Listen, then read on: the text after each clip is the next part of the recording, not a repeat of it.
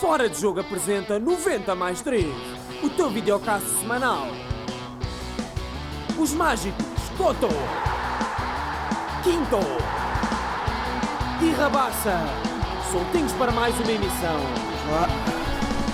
O grande Nuno hoje. É verdade.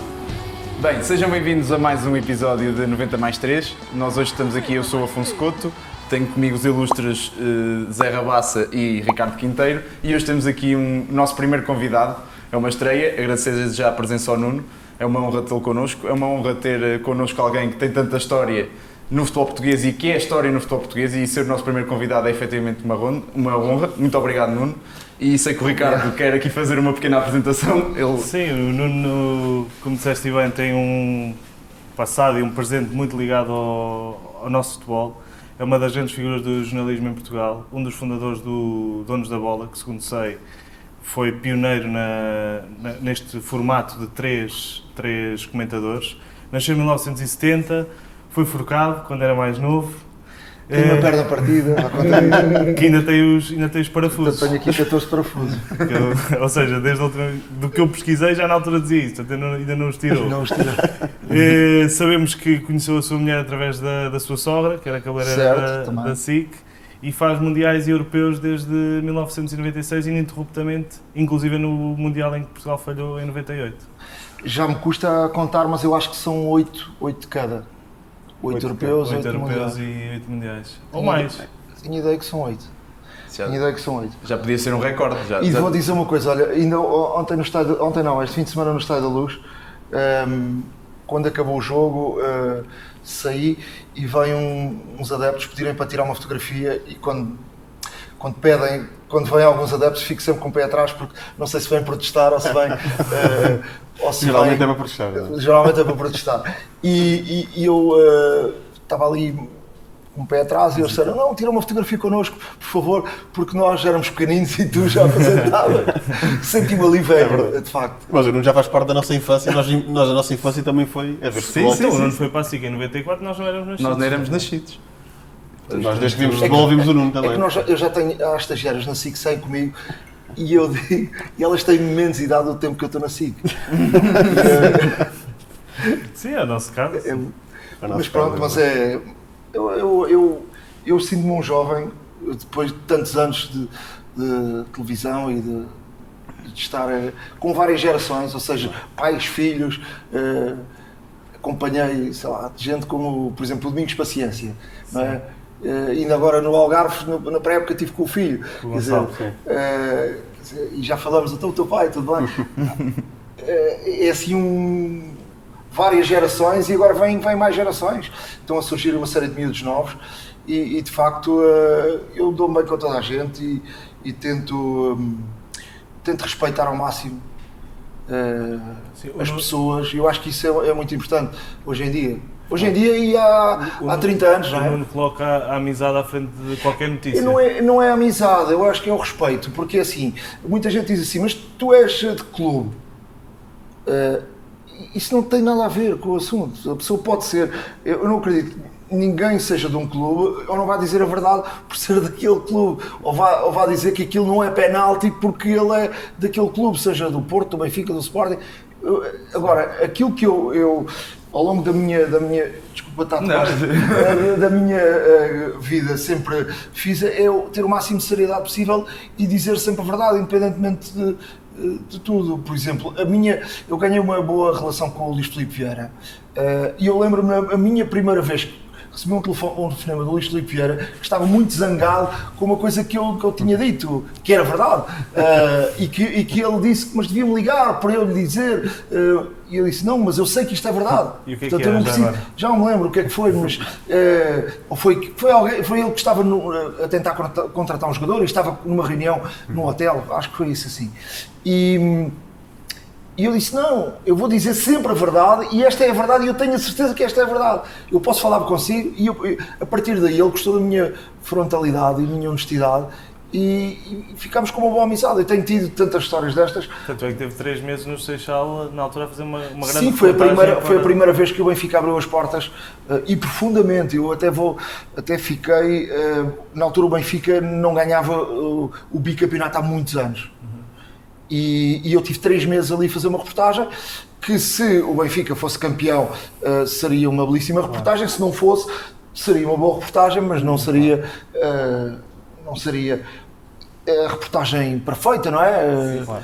E de facto o Benfica abriu umas portas. E até podia prejudicá-lo, porque como esteve tão por dentro, eu lembro de não dizer que 2 dias antes do Benfica ser campeão esteve no balneário, ou seja, podia não, e estive no balneário mesmo naquela semana, a semana toda, antecedeu o jogo em Guimarães, frente ao Vitória, e eu estive a semana toda no balneário. E até me senti um pouco incomodado, porque quem está por dentro do futebol sabe que há sítios, o balneário é sagrado. Por exemplo, o Real Madrid está agora numa guerra enorme com a Liga Espanhola, porque não permite. Este ano a Liga Espanhola decidiu que as câmaras entram nos balneários das equipas e que haverá tempos de hidratação e que metem lá o microfone tipo handball e tipo... E eles não querem, porque o balneário é sagrado, e o próprio Ancelotti já disse que prefere perder dinheiro, a dar dinheiro para pagar multas do ordenado dele, do que abrir o balneário. E tu estás numa situação destas, te ficas um pouco intimidado, porque há muita... O futebol é repleto de superstições e quer dizer, se entrar ali um elemento estranho, muitas vezes vão dizer, não, a culpa foi porque entrou ali um elemento estranho. O Benfica, por exemplo, o ano passado, frente ao Porto, o autocarro não fez o mesmo caminho. Pois foi.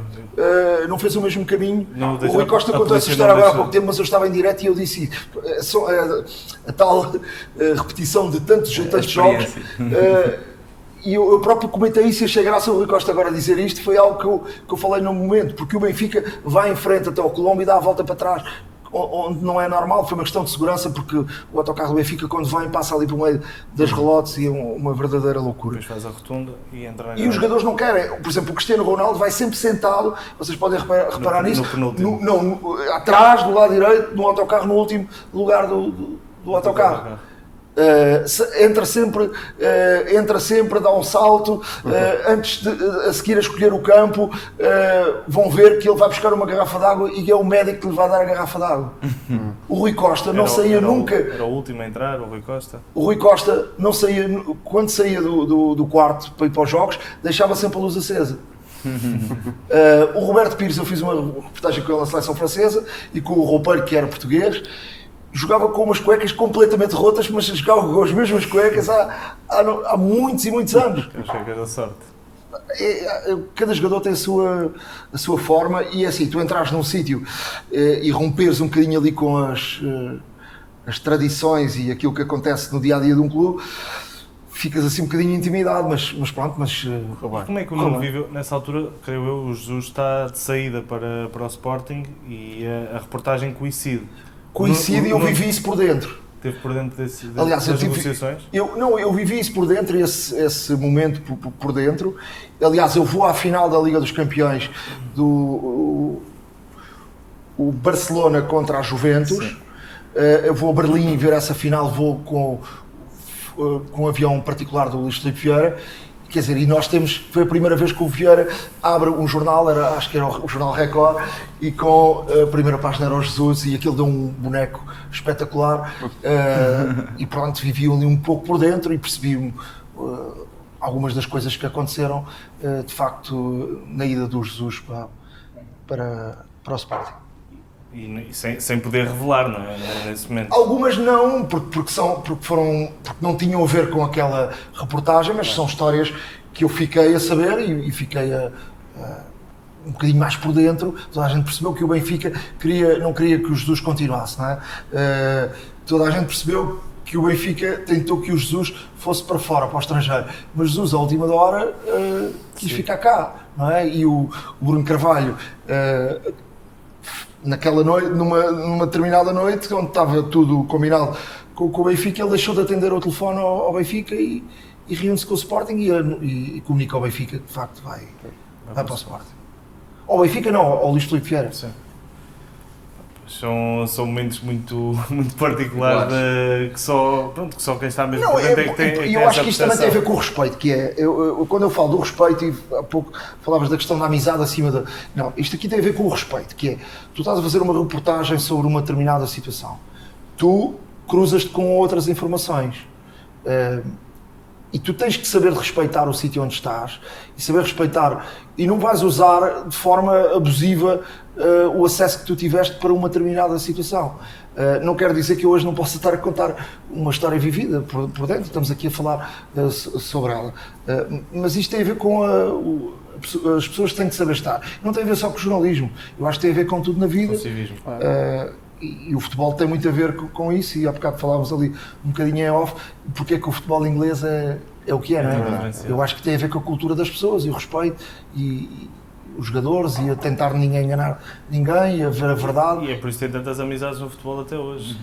Jogadores, jogadores no ativo, ou seja, isso é a prova do respeito que o Nuno sempre teve para com o desporto, no fundo. Sim, e respeito por todos, não querer enganar ninguém. Eu dou aqui um exemplo. Eu uma vez fiz uma entrevista ao Ronaldo, ele estava de cuecas. A entrevista tinha que ser feita naquele momento porque eu tinha um avião para apanhar e não havia. Ele estava a fazer um tratamento em casa e aquilo tinha que ser feito naquele momento.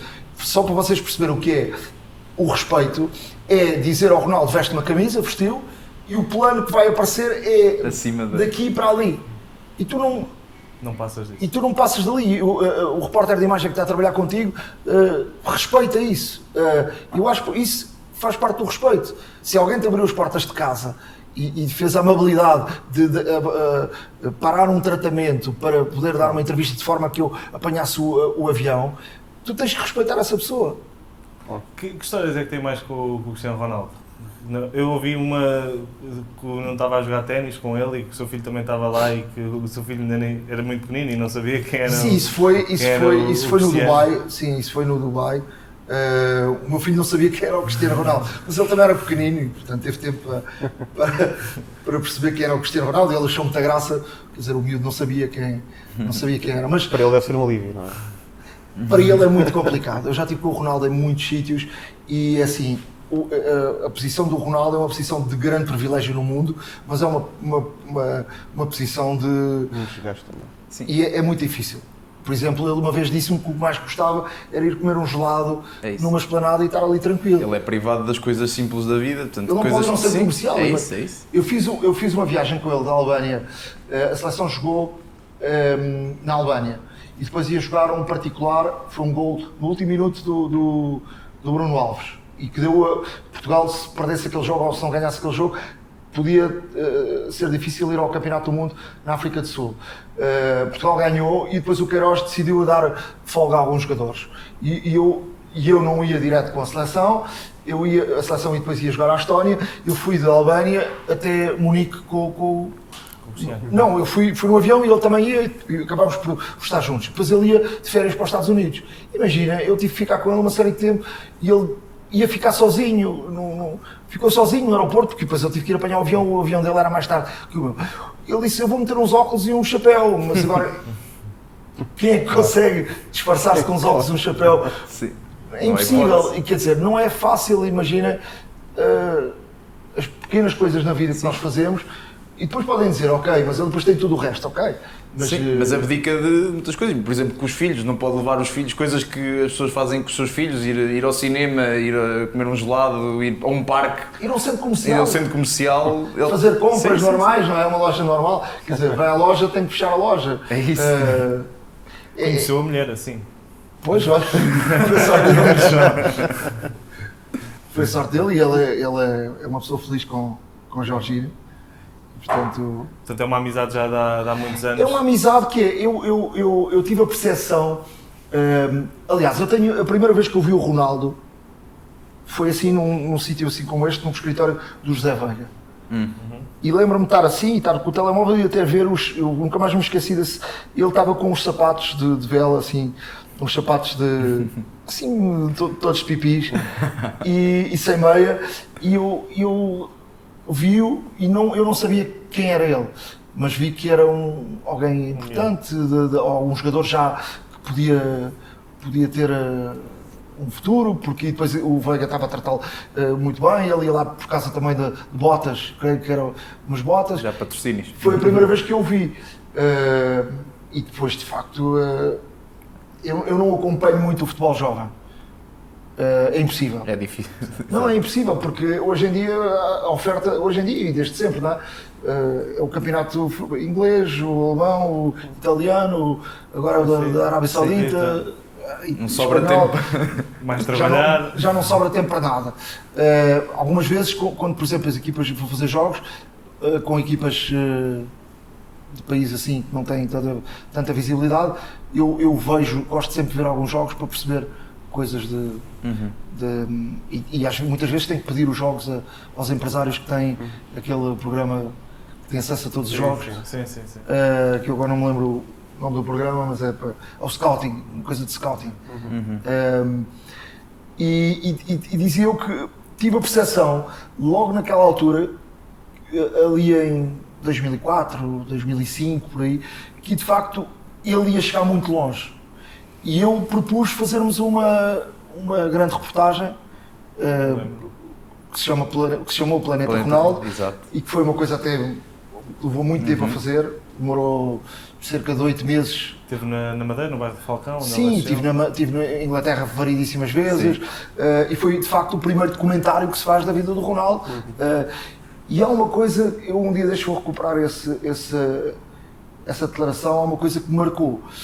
Ele disse-me com estas palavras: eu sei que vou ser o melhor do mundo, não sei quando, mas sei que vou ser o melhor do mundo. Com uma convicção, e naquela altura, ele pouco depois foi a primeira vez à Bola de Ouro, e foi o terceiro, foi o Sim, que ganhou em 2008. 2007 quando foi ganhou o o Kaká, Exatamente. foi o Kaká e o Messi até ficou à frente dele. Sim, ele fica em terceiro E agora. ele fica em terceiro. Portanto, isto foi antes disso tudo. Ele tem uma percepção brutal das capacidades e daquilo, de onde é que queria chegar. E, portanto, alguém que diz isto é porque não diz isso por vaidade, diz por... É verdade. Tem confiança no Tem É verdade, confiança. há um vídeo dele ainda mais novo que isso, com o Rio Ferdinand e outro jogador do United, em que lhe perguntam quem é o melhor jogador do mundo. Sempre. É o melhor de sempre, exato, e na pior, é o melhor de dizem sempre. Maradona. Agora dizem Maradona, Eu acho que isso é na mesma altura. Eu acho que isso é na mesma altura. 2008. Ok. Está Eu o acho- Anderson também. Eu acho que isso é na mesma altura porque É? esta reportagem foi feita entre 2007 e 2008. ok. Agora, para mim, eu já vi esse vídeo e para mim isto é mais impactante alguém dizer-te: não, eu vou ser o melhor. Ou tu chegares ao pé de mim e dizeres: não, eu vou ser apresentador da SIC e do Jornal da Noite da SIC e vou fazer isto.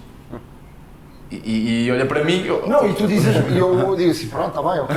o que é que ele está a dizer? Mas ele, quer dizer, diz aquilo com uma convicção que... É. Pá, aquela declaração, eu um dia deixo recuperá-la porque acho que deve ser recuperada. É uma coisa brutal. Isso diz muito daquilo que é o trabalho, é aquilo que ele pensa, ele quer ser o melhor. Era o melhor e depois é assim, ele tinha uma... Para vocês terem uma ideia, ele tinha um rigor e tem um rigor em porque é que ele chega ao final da carreira nestas condições e porque é que ele chega com muito poucas lesões na carreira. Não é normal. Ele cuidou do corpo de uma forma fantástica. Por exemplo, nós estávamos em casa dele algumas vezes, mesmo com a família, e ele chegava às 11 horas e dizia: boa noite, podem ficar à vontade, vai dormir. Ele tinha o sono, foi uma coisa que ele aprendeu desde muito cedo. A questão do sono é muito importante nas lesões. Super forte. Aliás, é ele que leva e ele convence a seleção. Em 2016, por exemplo, em Marcoussis, os colchões foram todos mudados no centro de estágio da seleção de rugby por causa dele, porque ele aconselhou que havia uns colchões, ou seja, e o dormir tem muito a ver, é muito importante para a recuperação dos jogos, para o corpo, para tudo. Para a mente também. Sim, e ele, por exemplo, uma das coisas que fez durante muito tempo era dormir sempre a sesta.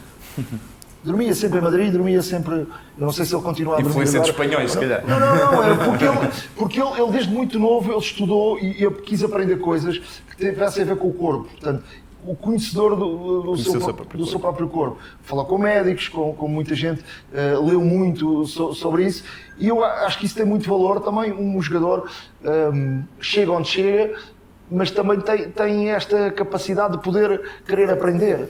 Aliás, ele cria uma fórmula que o Pep também depois seguiu, e o próprio Bruno Alves, e que Os três estão ali e foram até E a ao... verdade é essa, sim, são os três que chegaram aos 40. O Ronaldo, havia notícias, O tinha um Ronaldo não. sono faseado, ou seja, não dormia como nós, a grande parte do sono de noite, dormia 4 em 4 em 4 em 4. Para cumprir os ciclos de sono, sim.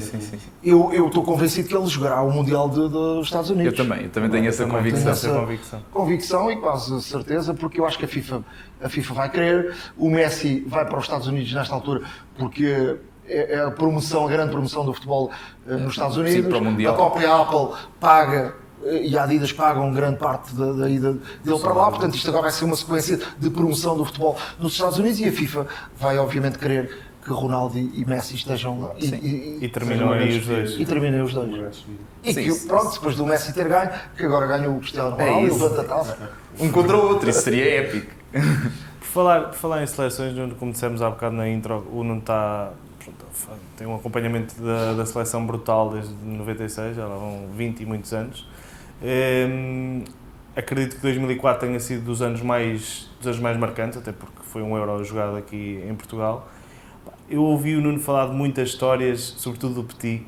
Gostava que partilhasse algumas connosco do ambiente que era a seleção, que é muito diferente do que é hoje em dia, necessariamente. Sim, e a seleção tem ali várias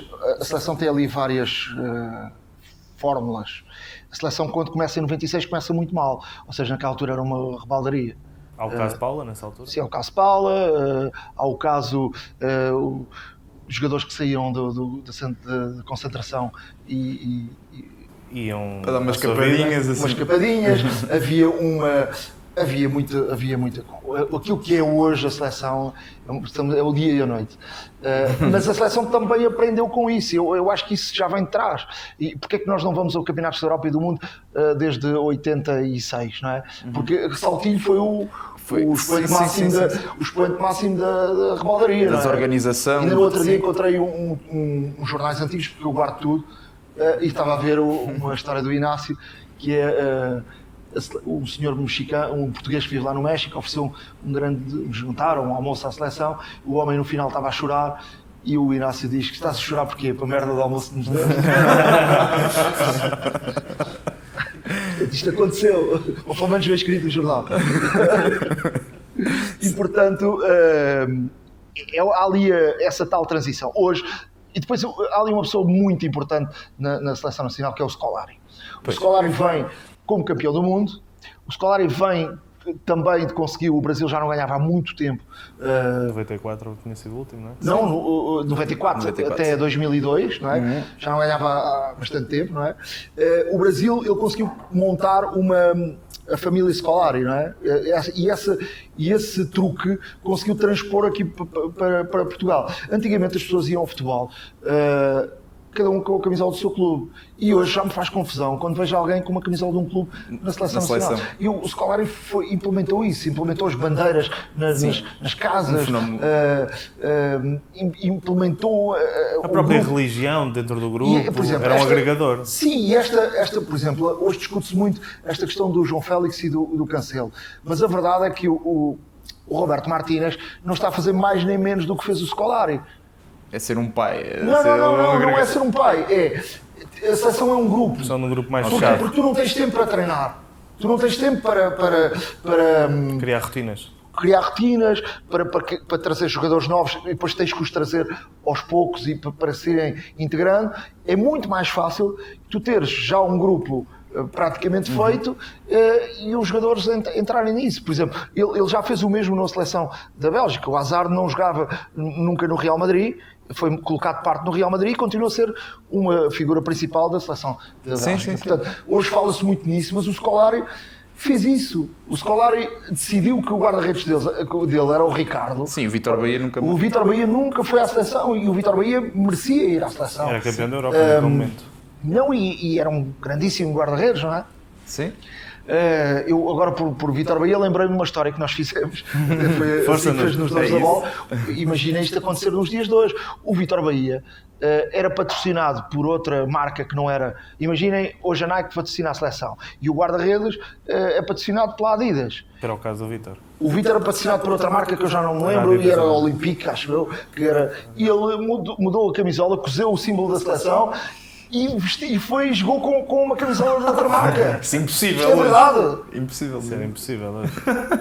E teve algum tipo de... Não, e depois, obviamente que isto para já foi uma reportagem que a SIC fez, na altura, com os Donos da Bola. Os Donos da Bola era um programa excepcional neste aspecto, porque nós, imaginem todas estas discussões que há agora nos programas de televisão, mas nós tínhamos reportagens em boas investigações, como fosse polícia. Fui eu que fiz a reportagem e chegou-me às mãos, e depois levou um longo tempo a fazer a reportagem, que o Futebol Clube do Porto pagava viagens aos árbitros. Portanto, e isso foi um facto que aconteceu. Estavam lá as faturas, ninguém podia desmentir. E, portanto, a reportagem só ia para o ar quando tudo estava comprovado. E hoje em dia as pessoas dizem coisas sem nenhum tipo de... Eu acho que naquela altura havia muito mais rigor em relação a Que haverá mais pressão para soltar. Hoje são as redes sociais, Sim. hoje são um diz e depois o outro diz também. Sim. E portanto... É uma cultura de sensacionalismo também. Diferente. E também queria ser o primeiro. Também, reparem uma coisa, naquela altura não havia 5 notícias, não havia notícias de hora a hora, Sim. havia notícias, se tinhas uma notícia podias guardá-la e davas à noite. Hoje é impossível isso e a pressão das redes sociais, Claro. Os meios também sofrem essa pressão. Sim. E muitas vezes, e mal, e eu acho que o jornalismo perde com isso agora, tu não tens tempo para confirmar. E muita gente dá as notícias sem ter uma única confirmação, o que é grave. Sim, Que é depois grave. cometem-se erros nas próprias... Sim. Em tudo. E hoje prefere-se dar uma notícia que pode não ser verdadeira e desmentir depois do que não a dar e correr o risco de não dar a notícia. Para mim isto é uma coisa, para o jornalismo é uma coisa gravíssima. Em termos éticos e... Não é grave, mas este é o jornalismo que se está a viver hoje. E hoje confunde-se. Hoje tens as redes sociais, hoje tens... Qualquer pessoa é jornalista, qualquer pessoa. Eu tenho ido aí, na semana passada estava ali numa festa popular a ver o Toy e estava a ver uma série de senhoras já de 70 anos, 80 anos, com um telemóvel a filmarem. Hoje cada pessoa é um cameraman. É um repórter. Sim. E tem onde expor, tem onde ampliar Sim, essa... e não é só esse isso. vídeo. Hoje, vocês reparem numa coisa. Eu sou do tempo, e nós falávamos aqui há pouco, para termos uma entrevista nos Donos da Bola com o Futre, nós tínhamos que fazer de Milão à Serra de Como, o Lago de Como, e depois tem os Alpes, com neve até cima, para levar o Futre em direto e entrar num programa. Hoje liga-se um telemóvel e entramos em direto. Não é? E ele deslocou-se e fez isso. Hoje em dia é impensável tu levares um jogador de seleção, tens que fazer 100 km às 11 da noite e vais tentar à 1h30 da manhã ou às 2 para entrares em direto num programa. É impensável. É impensável isso. E portanto, hoje em dia, a questão de... Vamos aqui também supor outra coisa. Antigamente, para vocês terem uma ideia, alguém fazia um filme, uma reportagem, estavas sempre dependente de alguém para a meter no ar. Tu querias fazer este programa e tu tinhas que ir vendê-lo a uma televisão. Não é? E hoje tu sentas-te aqui, fazes o programa, editas e publicas na internet. Portanto, é para vocês perceberem, esta geração tem aqui duas responsabilidades. A primeira é, tem aquilo que nunca ninguém teve, na altura. Tu estavas dependente de fazeres um filme ou gravares um disco, se uma editora te quisesse gravar o disco. E a música era muito boa, e houve historicamente grandes falhanças de alguém que não quis editar, editou-se mais tarde e o disco foi um êxito. Um filme, tu tinhas que ter alguém que te comprasse o filme e que te publicasse o filme. Não é? E que te ajudasse a fazê-lo. Um jogador queria falar, por exemplo, o Pepe, vou dar aqui um exemplo. O Pepe teve aquele problema contra o Getafe, da agressão. O Pepe, na altura, fui eu e um jornalista da Marca fazer a entrevista ao Pepe porque o Pepe queria falar. Portanto, a mim deu-me jeito, porque o Pepe queria falar. Ótimo, tive um exclusivo para Portugal daquilo que o Pepe disse. Mas hoje um jogador, se quiser falar, liga ao telemóvel, fala para o Instagram. Faz um direto. O Ronaldo, vocês têm uma ideia, pode juntar todas as televisões do mundo, a audiência de todo o mundo. Se calhar não tem tanta audiência como os seguidores que ele tem. Sim, pois eles têm uma abrangência muito maior. Portanto, hoje em dia, o que eu digo é, hoje há este facilitismo que muitas vezes leva também o jornalismo a entrar por este caminho do facilitismo. Agora, esta nova geração, que muitas vezes diz que tem menos oportunidades, tem aqui uma oportunidade fantástica hoje tem criatividade, tem uma ideia, executa e não precisa de ninguém. Porque ela, se for boa, as pessoas vão ver-te e se for preciso, uma televisão vai-te contratar. Uma história é sempre uma grande história. E eu hoje ainda recordo histórias que fiz fantásticas. Ainda há pouco tempo mostrei uma história que fiz no Mundial da Coreia e do Japão, onde acabo sentado numa sanita. Mas aquilo é muito engraçado e aquilo foi difícil fazer, porque o meu colega não queria filmar, disse: isso é palhaçada, não faço. Mas aquilo era o Mundial. Os Mundiais têm uma coisa muito engraçada que há sempre uma coisa nova que entra. Este Mundial, por exemplo, ficou marcado pelas redes sociais. Pela primeira vez, os jogos foram transmitidos no YouTube, no Brasil. E uma nova fórmula de fazer comunicação, não é? O que é que aconteceu aí? O Nuno também foi pioneiro nisso, com o Portugal Ali. Foi a primeira vez também que o fui. digital... Sim, também fui. Mas deixa-me só contar-te o que é que aconteceu em 2002. Em 2002, quando chegámos à Coreia e ao Japão, a Coreia e o Japão estavam 20 anos à nossa frente. E então, aquilo para mim é grande história. Quer dizer, é poder levar às pessoas... E levei os portugueses até essa cultura. Até 20 anos à frente, não é? E aquilo acabava num restaurante que nós íamos, que era um dos poucos que se comia, não comida picante coreana, tinha na casa de banho uma televisão. E eu disse: bem, até pode dar a vontade a meio do jogo, não vamos perder nem um minuto do jogo. E aquilo acabava assim. Mas o meu colega não queria gravar porque dizia que aquilo que não era sério, era palhaçada. E naquela altura nós já estávamos com uma cultura de reportagens nestes eventos, que era a cultura um bocadinho da Globo. Nós seguimos aquilo que a Globo fazia. Porque assim que em 94 transmitiu muitas reportagens da Globo e nós fomos lá beber um pouco isso. Porque antigamente RTP, que era a única televisão, só ia e dava os jogos, não dava mais nada. Tu não sabias o que acontecia em redor de um campeonato do mundo de futebol. Havia bastidores. Não havia bastidores, no fundo. Não, havia bastidores, mas não eram retratados, não se mostravam ao público, não é? E assim ainda é um tempo em que o Nuno tinha a facilidade de ter reportagens muito mais facilmente com o jogador, quer fosse em casa, quer fosse à saída de um estádio. Sim, isso nas seleções hoje é completamente impossível. Hoje é muito difícil. Hoje é mais difícil e hoje o jogador só faz se quiser e faz um bocado para confiança. Por exemplo, ainda hoje estava o Ruben Dias falou e estávamos a cumprimentar e um colega estava a perguntar: tu estiveste em casa do Ruben Dias? Não tive, já foi há 2 anos, mas abri uma porta de casa para fazermos uma reportagem antes do Campeonato da Europa, do último Campeonato da Europa, que era 2020, foi em 2021. Naquela altura era muito mais fácil. Nós jornalistas esperávamos os jogadores à porta do estádio, os jogadores passavam ali, não era o clube que decidia, o jogador queria falar ou não falar, portanto era tudo muito mais fácil e havia uma relação muito próxima. Ainda um dia destes estávamos a rir, o João Pinto, por exemplo, na Geração de Ouro, uma vez a seleção estava de estágio em Vila Franca, e foi para um jogo, e o João Pinto pediu-me para levar o carro dele. E eu fui com o carro dele, junto ao autocarro, com a polícia, e os jogadores iam todos no banco de trás, assim: já bateu, o João Pinto já partiu o carro todo. Sem carro. E estamos a falar disto na ida para um jogo. Isto parece uma coisa impossível, mas isto aconteceu. Isto aconteceu, não é? É isso. Qual é a diferença nestes últimos anos da proximidade que a Federação permite aos jornalistas para chegar a estes bastidores, chegar aos jogadores? É mais difícil? A Federação é zero. A Federação é zero porque a Federação acha que tem um lema já há algum tempo: não há entrevistas individuais durante a seleção. Por exemplo, a Espanha tem essa tradição. Por exemplo, eu fiz o Campeonato do Mundo da Rússia, o pré, porque o primeiro jogo era com a Espanha, eu fiz com a Espanha. Eu, como trabalho com a Espanha, tenho grandes amizades, tive alguma facilidade. Por exemplo, eu tive o Rodrigo, que jogou no Benfica, em exclusivo comigo, a dar uma entrevista tranquilamente durante o estágio.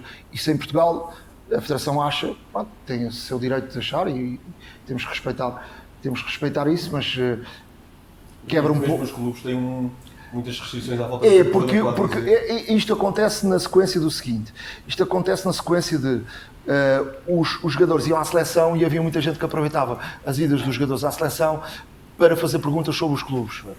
E depois os clubes começaram a falar com as federações e com os próprios jogadores que não podiam fazer isso. Quer dizer, não estamos só a falar da seleção portuguesa, estamos a falar de jogadores que vão a outras seleções.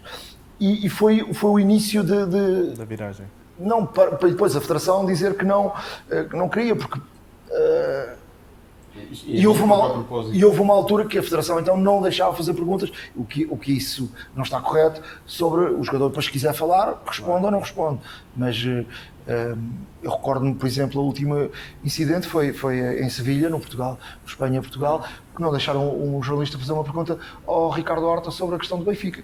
E portanto, a partir daí a federação também percebeu que não pode obrigar e não pode limitar o jornalista. O jogador pode responder ou não responder. Sim. Mas O jornalista tem que lhe perguntar. como é óbvio, não é?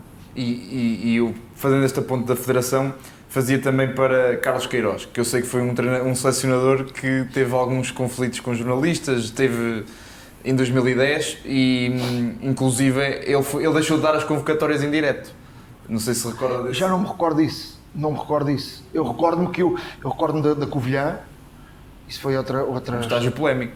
Foi muito polémico porque não se soube, mas houve muitos jogadores a vomitarem antes dos treinos porque a seleção decidiu ir para a Serra da Estrela por causa da altitude. Mas a verdade é que Portugal só jogou Um jogo. Nem jogou jogo nenhum. Portugal só jogou em cidades ao nível do mar. É isso. E aquele caminho das curvas até cá Era meia hora até à Covilhã, não era? Houve vários jogadores que vomitaram, isso nunca se soube, mas entre nós soubemos que houve vários jogadores a vomitar.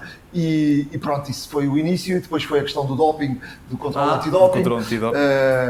E pronto, e depois eu acho que a Federação também não queria continuar com o Queiroz, e o Queiroz sentiu-se que foi empurrado e havia ali Também há uma história que o Nuno conta da questão da sala dos jogadores, que normalmente é reservada a eles, e que o Carlos Queiroz entra nessa sala e sentiu o cheiro a fumo e perguntou quem é que teve a fumar, e o Ronaldo assumiu que tinha sido ele, e ele disse: não podes ter sido tu.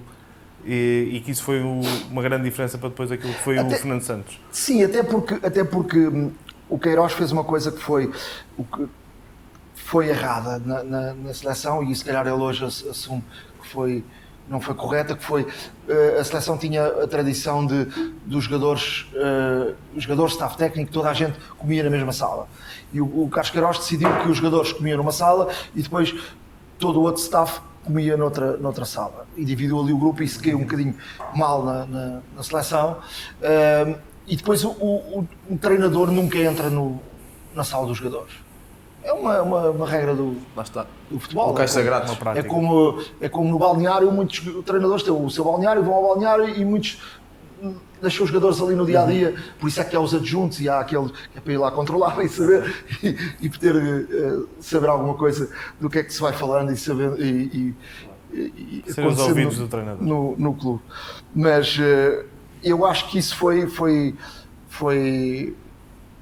numa altura em que muitos jogadores fumavam. Por exemplo, agora eu acho que não há nenhum jogador da seleção a fumar, ou se há um ou outro, muito pouco. Naquela altura era tradição fumar. Ainda não há muito tempo o Petit, falámos da história do Petit. As histórias das santolas, do tabaco, do Petit. Ele contou uma história não há muito tempo que o jogo Portugal-Holanda, em Nuremberg, foi um jogo mais sofrimento, de porradas, expulsões, 12 cartões, acho eu. Foi. 14 amarelos e aquilo foi, acho que foi o Costinha que foi expulso antes do intervalo, e o Mortosa, o Scolari mandou o Mortosa e procurou o Petit, porque o Petit tinha que entrar logo no início da segunda parte, e o Petit foi ao balneário, foi a um sítio escondido, fumar um cigarrinho, e ele diz que estava num sítio cheio de fumo, até cheirava a fumo, e teve que ir a correr, chegou ao meio do campo e ainda cheirava a fumo, e os jogadores da Holanda olharam para ele. E são histórias giras que ficam para contar. Eu acho que os jogadores hoje riem-se muito destas histórias, e esta geração agora, quando acabar, eles vão contar muitas histórias, porque muitas histórias aconteceram. Há tantas e tantas histórias que acontecem num jogo de futebol. Pode-nos só falar um bocadinho daquilo que era o ambiente de 2004? Só para percebermos um bocadinho a diferença. 2004 2004 foi um ambiente, aquilo começa muito mal mesmo. Derrota no Dragão, Não, claro. não é só isso. E o ambiente começa. Houve ali um processo do Deco entrar na seleção, foi um processo que não foi muito bem aceito por diversos jogadores. E depois o Deco entra e marca logo um gol ao Brasil. Sim. Pronto, não podia ter uma melhor entrada. E aquilo foi um processo que havia jogadores que não estavam de acordo. Que houvesse um jogador brasileiro naturalizado e que pudesse jogar. Não tinha sido o primeiro, nem ia ser o último. Mas foi um processo difícil. E havia ali até um ambiente assim um pouco não muito saudável. E o próprio Scolari teve de mudar isso para transformar aquilo numa verdadeira família, quer dizer, e eu acho que os resultados também ajudam muito, porque a seguir ao primeiro jogo o Scolari muda a equipa toda. Mete a base do Porto. E mete a base do Porto e meteu a carne toda no assador. Ainda há poucos dias ouvi no Canal 11 uma reportagem a contarem isso mesmo, que ou eles faziam, o Maniche contar, ou eles tinham que fazer tudo pelo Scolari, porque ele estava ali a deixar de fora jogadores como Rui Costa, com Rui Jorge, Fernando Couto. Ou mesmo Fernando Couto, jogadores de grande peso na altura. Eu lembro-me, por contar-me histórias, vocês me permitem, nesse jogo foi um dos piores momentos de sofrimento que eu tive em direto, porque assim que transmitiu esse jogo, Portugal-Rússia, e ninguém sabia quem ia jogar. Entregaram, eu estou em direto e vem alguém e dá-me, e eu digo, já temos a constituição das equipas e vou avançar com o 11 de Portugal.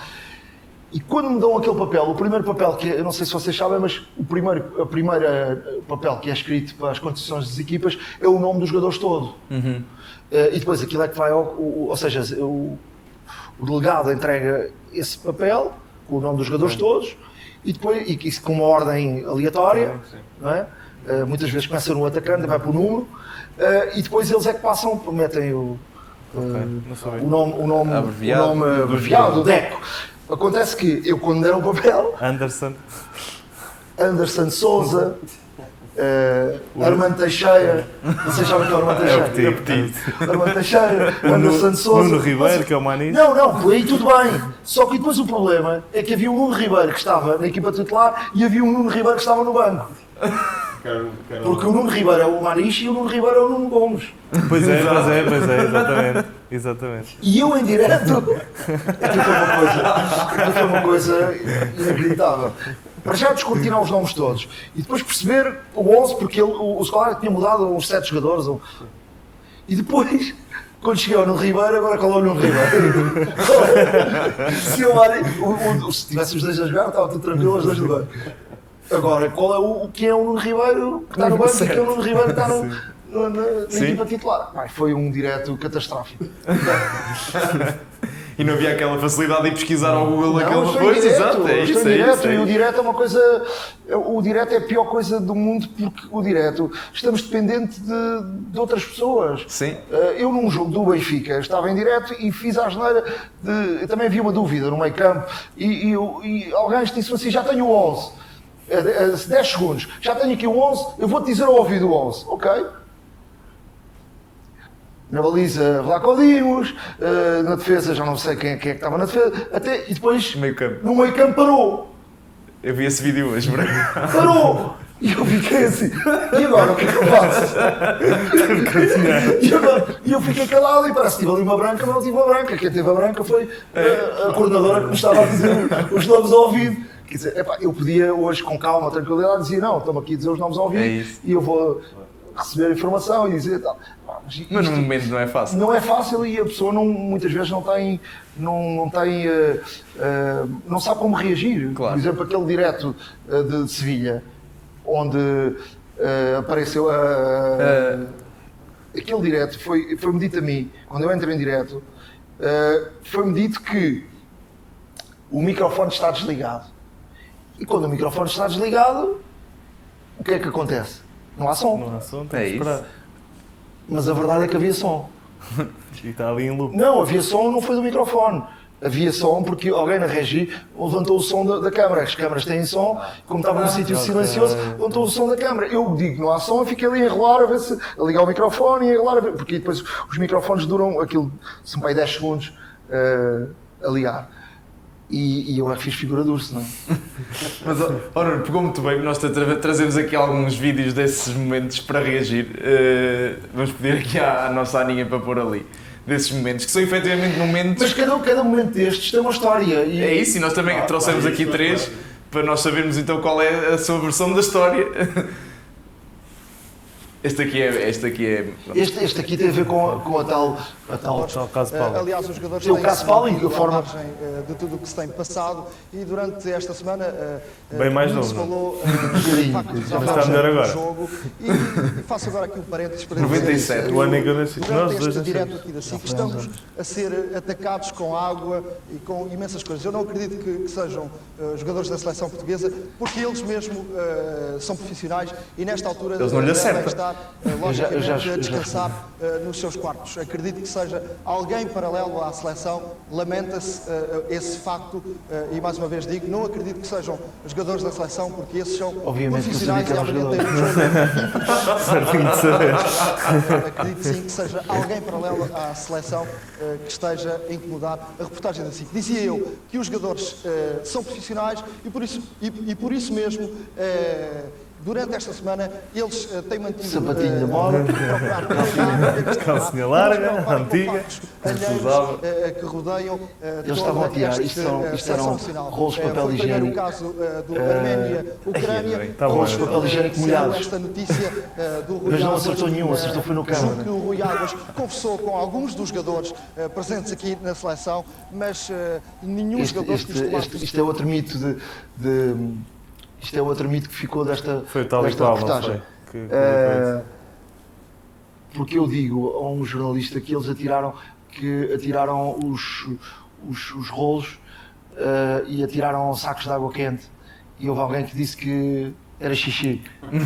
E ficou. Porque eu já ouvi muitas vezes, tu merecias, era sacos de mijo outra vez. Isso é uma coisa que já... Depois as pessoas pegam nisto, pegam no mito. E portanto não acertou nenhum, na verdade. Mas ficou um mito que não acertou. Mas o Nuno estava a ver os jogadores, conseguia vê-los. Eu vi-os antes e percebi que alguns deles estavam a fazer aquilo para a palhaçada, porque muitos deles eram jogadores que eu conhecia. E pronto, eu quis ser irónico ali e dizer que não acreditava que fossem eles eram profissionais. Na verdade não eram. Esta malta que lá estava era quem? Fernando Couto, Dani, Figo, eventualmente. Figo, era essa geração. Havia muita rebaldaria nesta altura. Muito brincalhões. Havia muita história. Ainda hoje na seleção estávamos a falar, estava ali a contar umas histórias com o Godinho, que um dia eu parti, quando tinha a perna partida, um dia entrei lá, como o treino parou para o médico ver umas raio-x que eu tinha, e o Queiroz ficou sentado assim a olhar. Onde é que este gajo vai? Entrei para o campo falar com o médico, naquela altura valia... Naquela altura era assim, por exemplo, aquele, não sei se vocês têm ido as bolas, eu a rematar a baliza. Sempre, podes pôr. Isto aconteceu. Não, acho que é isto aconteceu no Euro. Isto aconteceu no Euro. 96. Antes de fazer play, deixa-me só explicar. Isto aconteceu no Euro 96. Por acaso eu estive neste campo agora há muito pouco tempo. Fui ver o Liverpool com o Nottingham Forest. Isto é no estádio do Nottingham. E fiquei ali naquela bancada. Fiquei ali a ver o jogo. Foi espetacular porque fui ver foi o gol que o Liverpool ganhou para a taça, foi há 2 anos, o ano passado. 2 anos, eles subiram o ano passado, acho eu, ainda estavam na segunda divisão, foi o Jota que marcou o gol. Fui ver esse jogo. Mas estava eu a dizer que isto aconteceu, do outro lado, estava a treinar a seleção. E eu queria marcar um gol ao ângulo.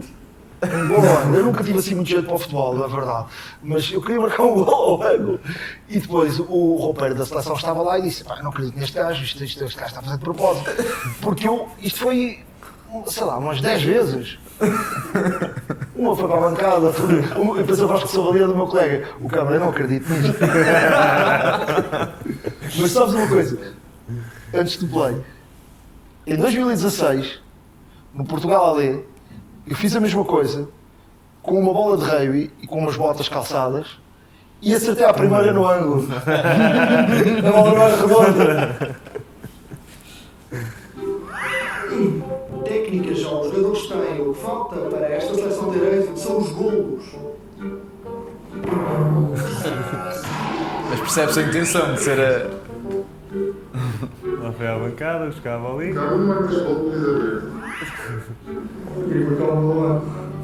São os golos.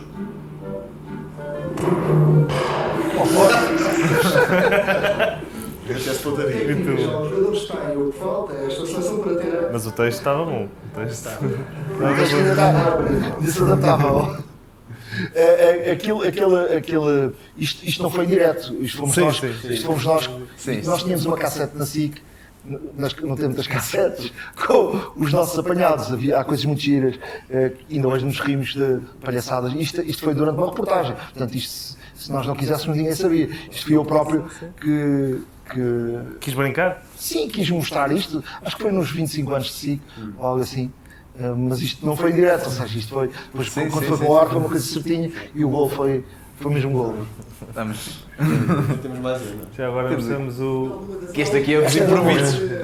Esta também fui eu. Entrou uma mosca para a boca. Sim. Não, entrou uma mosca e saiu. Eu cuspi a mosca. Mas isto passava sem ninguém notar. Eu é que. Sim. Eu é que fomos buscar isto e mostrei e fartámos de rir com a questão da mosca. Já passou, já podes parar o vídeo. Como é que foi Mas esta? não fui o primeiro, eu engoli uma mosca, não é um mosquito. Não engoli, porque ela veio cá ao fundo e depois saiu.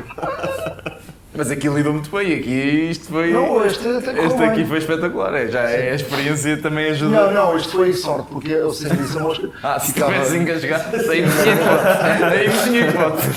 Ainda bem que não aconteceu. Mas eu se calhar fazia aqui a transição e antes de continuarmos para um jogo, nós temos aqui uma rubrica que é a lotaria do penalti. Lotaria do penalti. Neste jogo, nós trazemos sempre um jogo diferente todas as semanas. Hoje vamos trazer aqui várias figuras conhecidas e eu peço-lhe que as descreva numa palavra. Se conseguir, ou, Se conseguir, se não diga passe e nós passamos. ou mais do que uma palavra. Se Oh, sim. Paulo Futre. O Futre eu acho que é um gênio que nasceu no tempo errado. Eu vi, só para vocês terem uma ideia, eu há pouco tempo, a ver aqueles vídeos do Futre, o Futre, e olhando para o Messi, tem muita coisa parecida. Muita coisa. O Futre era o rei, mas tinha outras coisas, não é? Era o rei do penalti enganado, foi o primeiro grande enganador, ele e o Chalana, não é? Mas o Futre A finta foi com o os primeiro, braços. não, foi o primeiro grande enganador dos penaltis. Ele tirava-se e fazia assim com os braços, tinha assim uma queda com os braços e não havia VAR, não é? Próximo. Luís Figo. O Figo foi um grande amigo. Foi? Já não é? Não, tivemos uma relação muito boa durante muito tempo, mas depois, por causa da SIC e daqueles momentos de tensão, ficou mais esfriada a relação. Mas gosto muito do Luís e tenho muito respeito por ele. Tinha uma simpatia enorme com a mãe e com o pai. A mãe dele era uma joia de senhora, que acompanhava sempre e naquela altura tínhamos uma proximidade muito grande. E eu acho que o Figo também foi o primeiro grande, o jogador que abriu as portas do mundo do futebol para os outros que vêm atrás. Porque de facto o Figo consegue o prémio de melhor do mundo, não é? E consegue tarde, porque ele já devia ter ganho em 2000 e não ganha, que ele fez um ano fantástico. E 2001. eu acho que o Figo, eu estou a falar, era só uma palavra, não é? Mas vamos ser Mas eu costumo dizer só uma palavra das pessoas, porque eu acho que o Figo tem uma importância brutal no futebol português, na forma como abre as portas e o respeito do mundo. Sim. Do que vem a seguir depois. É um grande mais até que o embaixador. Paulo Futre. Mais, porque o Futre é de uma geração onde só haviam 2 estrangeiros por equipa e o Futre nasceu no tempo errado, porque o Futre merecia, não era um Atlético de Madrid, o Futre merecia um Real Madrid, um Barcelona, um Bayern de Munique, uma equipa um Milan na altura que ele estava bem, ele foi ao Milan, mas já chega lesionado e já chega tarde. Portanto, o Futre era um jogador de... O tempo dele foi o tempo errado. E o Chalana igual. Eu tive a sorte de ver o Chalana jogar, eu vi o jogo, eu lembro-me do jogo Portugal-Rússia, foi provavelmente dos primeiros jogos que eu fui ao Estádio da Luz. Aquele jogo foi uma coisa... Rússia não era a União Soviética, mas foi uma coisa fantástica. Foi uma invenção de um penalti, porque o árbitro marca penalti, eu acho que toda a gente diz que o penalti foi fora da área, e depois o Jordão, acho que foi o Jordão que marcou o gol. E dá-nos o apuramento. apuramento para 84. Não tinha 14 anos, portanto vivia esse europeu. Vivi esse europeu com grande felicidade. E naquele tempo tinha uma proximidade do Futre muito grande, vivi aqueles títulos, vivi a final do Porto com a Juventus numa raiva terrível, porque o Porto foi roubadíssimo em Basileia pela Juventus. A Juventus naquela altura era o clube mesmo da máfia total. E o Porto foi roubadíssimo. Eu lembro de ficar irritadíssimo com o Porto, porque o Porto não merecia ter perdido em Basileia, e depois vibrei em 87. Uma coisa, vi o jogo sozinho, não conseguia ver com ninguém, e fui para a rua festejar o título do Porto, porque o Montijo vivia o Futre e gostávamos muito que o Futre ganhasse, e o Porto, obviamente o Futre estava no Porto, e eu sempre fui do clube dos meus amigos. Pinta O Pinta Costa é um senhor,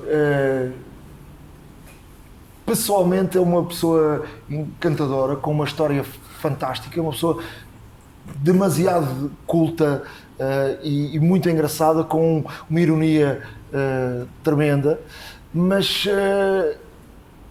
tem uma história por trás, e a história acho que nunca pode ser apagada, das histórias das vitórias, obviamente, mas também faz parte de uma história do Porto que não se pode passar uma esponja, não é? E que aconteceram coisas que o Nuno ajudou a desvendar. O apito dourado é a mesma coisa que é, como diz um amigo meu, a vergonha não é, como essa frase que é, vergonha não é roubar, vergonha é roubar e ser apanhado, não é? Eu diria que mudava isso e dizia que vergonha não é roubar, vergonha é ser condenado ou não, porque o Porto em 2004 e 2003, às escutas, falar com os árbitros estiveram em casa, quer dizer, não é uma coisa normal, não é? Não é uma coisa normal, e portanto houve viagens pagas aos árbitros, nunca ninguém provou o que é que correspondeu àquelas viagens, não é? Eu paguei-te uma viagem e tu fizeste-me o quê? Tem que haver uma condenação, mas ninguém paga viagens aos árbitros, não é? Os clubes no mundo não pagam. Uma contrapartida. Vamos ver estas histórias do Benfica agora também, que aconteceram, e dos e-mails e tudo isso, quer dizer, há muita coisa que, independentemente da pessoa ser condenada ou não, para já o J há uma questão moral nisto. E há dados que saltaram cá eu acho que para o futebol português perde para a questão moral. No outro dia eu vejo o Pepe sair do campo e levanta a camisola. O Pepe é capitão da Seleção Nacional, certo? O Pepe, muitas vezes, e eu vi o Pepe ser aplaudido no Qatar com todo o mérito. O Pepe foi aplaudido no Qatar por jornalistas na zona mista, deixou-me até emocionado, porque acho que foi uma coisa merecedora. O Pepe foi o grande capitão da seleção, o Pepe foi quem deu a cara para a seleção quando Portugal regressa do Qatar. O Pepe não pode levantar a camisola, esteja no Porto e está a provocar uns adeptos que são de outro clube, que são os mesmos que ele vai pedir amanhã para apoiar a seleção, a equipa dele, que é a Seleção Nacional. Portanto, um jogador que é capitão não pode fazer isso. Um jogador que é da Seleção Nacional tem mais responsabilidade. Eu acho que naquela altura, em 96, os jogadores não tinham a noção da responsabilidade do que era. Mas hoje temos. Representar a Seleção Nacional é uma coisa... Não é? Eu sou jornalista da SIC. Eu não posso ter determinadas atitudes como sendo jornalista da SIC, e às vezes apetece-me. Não dá, às vezes não dá no estádio. Vocês imaginam as vezes que a pessoa é insultada e as vezes que a pessoa que já está cansada por aqui ainda tem Como é que reage? reage mal. Já reagi pior, agora com a idade Também. porque eu acho que é injusto as pessoas de... Tu não tens que ser não tens, aquele é do clube X, ou tu não és nada, tu és da verdade. E as pessoas não acham que tu és de um clube e portanto tu não vais dizer a verdade porque és daquele clube. E o Bruno não tem um clube. Eu obviamente que todas as pessoas têm um clube, todas as pessoas são de um clube. Isso é uma coisa, quem disser que não é e que é do Estrela da Amadora, com todo o respeito à Estrela da Amadora, isso é tudo é mentira. Agora, eu acho que, por exemplo, eu desliguei-me tanto da questão emocional do futebol que eu já nem me lembro do último gol que festejei. É um gol da seleção, só. Eu acho que a seleção dá isso, dá a possibilidade de... Eu já vou a um estádio, mesmo ver um jogo de futebol, e não tem reação nenhuma. Nenhuma, zero. Mas apercebeu-se disso, ter havido uma transição, ou foi simplesmente... Não, acho que foi uma coisa, acho que foi uma defesa, e é uma coisa, uma forma da pessoa... Para já, a pessoa contar... Eu, no meu caso, a primeira coisa que eu defendo sempre, e que eu quero, e que independente de clube, é, por exemplo, se um clube está na Liga Europa e a SIC tem a transmissão da Liga Europa, eu quero que esse clube ganhe até ao final. Porque é bom para a SIC, é bom para o nosso trabalho e, portanto, é perfeito. Se a SIC tem outra competição, eu quero que esse clube seja uma coisa a eliminar, eu quero que esse clube triunfe até ao fim e, portanto, seja ele quem for. Portanto, eu recordo-me, por exemplo, mesmo da amizade, eu recordo-me, há bocado estávamos a falar se eu tinha estado nas finais todas as portuguesas. A única que ganhou, uma equipa portuguesa que tinha mesmo que ganhar, foi o Porto com o Braga. Eu lembro-me, no final do jogo, eu dei um grande abraço ao Vilas Boas, porque tenho uma grande amizade com o André Vilas Boas, e ele veio à linha final e deu-me um abraço. Isso até apareceu nas televisões e as pessoas disseram: pá, tu for um jornalista não pode fazer. Mas não pode fazer porquê? Se ele é meu amigo, fica contente por ele. É um momento histórico para o futebol português, é um momento de emoção, é um momento de... Sim, eu fico contente por ele, eu fico contente pelas pessoas, fico contente pelos meus amigos, fico contente. E assim, eu torço muito por equipas que contam pessoas minhas amigas. E depois, a questão que eu disse aqui, em relação ao trabalho, eu, adepto de futebol, já não sou há muitos anos. Eu acho que a seleção é o único sítio que de facto nós conseguimos vibrar e ter... E é onde se sente que estamos todos com um só, somos todos um só, somos todos para um objetivo, estamos todos a remar. E nós jornalistas, no meu caso, consigo vibrar e consigo gritar golo. Eu, se estiver em casa a ver um jogo qualquer, não tenho nenhum tipo de manifestação, nada. Acredito, já foi uma defesa que queria. Sim, eu acho que eu, às vezes tenho saudades do futebol ir ao futebol puro e duro, não é? E eu acho que a seleção é o único que nos traz isso.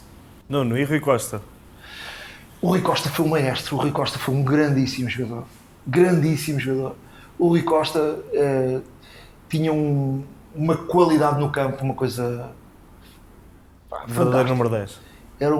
Eu acho que o Rui Costa foi o último número 10. De facto, essa posição, o número 10, como foi o Redondo, esse jogador era o Rui Costa, e a partir de foi-se perdendo. Estas gerações agora já não temos um número 10 como tínhamos. Transitou mais para um falso 9. Sim, o Rui Costa era uma coisa, era um grande jogador. Mas o Rui Costa sempre teve um caráter complicado. O Rui Costa ainda há muito pouco tempo, estivemos em privado, e ele lembrava-se de histórias, coisas dos donos da bola, que tinha sido dito em 1990 e não sei quantos. Os donos da bola acabaram em 99. E eu disse: Rui, como é que tu te lembras disso? Quer dizer, e eu acho que o Rui está a ser um belíssimo presidente e de alguém que está no início, mas que dá 24 horas. Eu falei com os pais do Rui há muito pouco tempo, e 24 horas por dia no clube. 24 horas por dia, como dirigente. Eu acho que o futebol precisa de gente como o Rui Costa e mais gente que sejam dirigentes, gente que sabe viver o futebol e que não são o dirigente puro e duro que nunca esteve em campo e nunca conhece o futebol de todas as formas. Sim, o Rui é o futebol dentro do futebol. Certo? E é um líder por exemplo, por trabalho, exato, é isso. O Petit é uma grande figura. Armando Gonçalves. E ainda estive agora esta semana com ele, é uma grande figura. Parabéns ao Petit, que é líder do campeonato. Líder do neste momento. campeonato. Mais uma prova de que os ex-jogadores Podem dar bons treinadores. podem dar bons E treinadores. sem contratar ninguém. Sim, e ainda por cima eu estive no Bessa, eu gosto de ir ao Bessa, as pessoas são muito simpáticas. Porque o Petit nasceu no Bessa, o Petit conhece, o Boa Vista é daqueles clubes que têm uma mística muito, muito particular. E vou dizer aqui uma coisa, eu se pudesse, agora lembro-me aqui de outra coisa, eu se pudesse ser adepto de futebol e se pudesse escolher um clube para ser adepto, eu gostava de ser do Vitória Guimarães. Guimarães? Gostava, eu gosto muito do Vitória, porque acho que o Vitória tem uma coisa que ninguém, tirando os três grandes, o Vitória, as pessoas são do Vitória, vivem o Vitória, as crianças nascem, vamos ao estádio Afonso Henriques, estão muitas crianças a ver o futebol, aquilo é uma paixão pelo futebol, não há um único sítio em Portugal igual a Guimarães, e portanto eu se tivesse que ser adepto de futebol puro e duro, eu gostava de ser do Vitória Sport Clube. E então para isso tinha que nascer em Guimarães também para ser. Não, podia Mas não ser. fica de O nascer. Marcelo Rebelo de Sousa é do Braga. Sim. E não- Mas Mas eu para gosto, viver muito, aquela eu mística. gosto muito do Guimarães, gosto muito ali do Minho e gosto muito das pessoas do Vitória, que são, Sim. vivem o clube e são, às vezes até demais, não é? Sim. Mas pronto, É uma cidade que vive à volta do clube. É um clube diferente. Houvesse mais como Eu o agora Vitória. vi no Estádio da Luz, eles levaram 4-0 e tiveram o jogo, muita boa parte do jogo, a gritar pelo Vitória. Não há muitos adeptos que façam Sim. isso. Houve feedback de quem estava. Eu recebi um feedback de quem estava no estádio do lado deles, disseram que eles tiveram o jogo todo Não há muitos adeptos que façam isso. Sim, e na primeira liga então de extra grandes Isso acho é que é a não existe. inglesa. Isso é que é a inglesa. Sim, Isso é um isso. comportamento à inglesa. Pá, Apoiar a equipa até ao fim, independentemente O Vitória do é um resultado. clube. Houvesse mais como o O Vitória. Vitória é um clube especial, a cidade de Guimarães vive o futebol. Pá, e depois são aquela rivalidade ali com o Braga, é uma coisa histórica, não sei se vocês sabem, aquilo não tem a ver com o futebol, aquilo tem a ver com o Dom Afonso Henriques, tem a ver com a igreja. O Dom Afonso Henriques vai para Guimarães e começa a dar mais dinheiro e a igreja que mandava em Portugal, não é? E portanto começa dali, é uma rivalidade, não há, para o Porto, a linha de comboio, há uma linha direta de Guimarães e uma linha direta de Braga, não há uma Não linha... passam por um, não passam pelo outro. E portanto aquilo é muito engraçado, aquela rivalidade é uma rivalidade pura e eu acho que o futebol precisa disto, precisava mais equipas como o Vitória. Sem dúvida. Isso melhorava muito mais o ambiente dos nossos estados, não é? Porque Sim, no o fundo Boa os grandes Vista- em Portugal Não, jogam em casa em todo lado. O Boa Vista É já isso. foi mais Menos em assim. Guimarães. Menos em Guimarães, exatamente. O Boa Vista também já foi mais assim. Já foi. E o Boa Vista também tem esse carisma, Esse não é? apego ao Sim. próprio clube. E o Petit sabe melhor que ninguém essa tal carisma e a família. Essa mística. O Bozenic dizia-me que sentia como uma verdadeira família. Fantástico. Fazia ideia. Temos Agora aqui o nosso Cristiano. Cristiano. Eu acho que o Ronaldo é alguém completamente diferente. E eu acho que ele é a demonstração de que quando alguém psicologicamente é forte e consegue meter na cabeça eu acho que ele é o melhor exemplo para todos, em termos de todas as profissões. É possível tudo. Ele veio de um bairro muito pobre, sem nada, com uma família a viver de forma honesta, mas com muitas dificuldades, e ele consegue se ingrar na vida e consegue ser o pai de uma família e consegue ser aquele que dirige uma família inteira e consegue ser um líder e consegue meter na cabeça que é possível e treinar e conseguir. Podemos discutir se ele é melhor, quem é melhor, é o Messi ou o Ronaldo, ou o Maradona ou o Pelé, mas eu digo uma coisa, o Ronaldo, não há nenhum jogador no mundo, nem na história, tão forte psicologicamente como o Ronaldo. Porque ele tem uma capacidade de passar e transformar um momento negativo num positivo como nenhum outro jogador que eu conheça na história foi capaz. Ou seja, em termos tristes será o maior atleta. ou seja... Eu não sei se é atleta, eu estou a dizer que em termos psicológicos não há nenhum... Podem dizer que um é melhor, o outro é melhor, agora em termos psicológicos não há ninguém. E a única vez que eu vi o Ronaldo um bocadinho fora deste controle psicológico foi agora no Qatar. Eu acho que ele Passou por uma fase difícil. Passou para a pior fase da vida dele. Ele não estava preparado para que a maior parte dos clubes não o quisessem. Ele não estava preparado para esta realidade.